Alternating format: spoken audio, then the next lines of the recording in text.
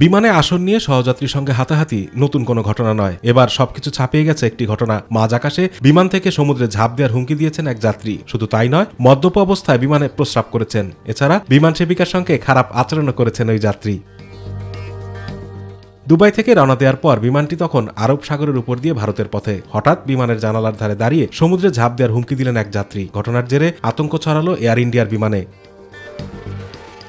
এ নিয়ে বিমানকর্মীদের সঙ্গে হাতাহাতিও শুরু হয় যাত্রীর। ঘটনাটি গত 8 মের দুবাই থেকে বেঙ্গালুরুর উদ্দেশ্যে রওনা দিয়েছিল এয়ার ইন্ডিয়ান একটি বিমান। ওই বিমানের যাত্রী ছিলেন কেরালার কান্নুরের বাসিন্দা মোহাম্মদ বিসি। কিছুক্ষণ পর হঠাৎ নিজের আসন ছেড়ে উঠে পড়েন ওই যাত্রী। হুমকি দিতে থাকেন বিমান থেকে সমুদ্রে ঝাঁপ দেবেন তিনি।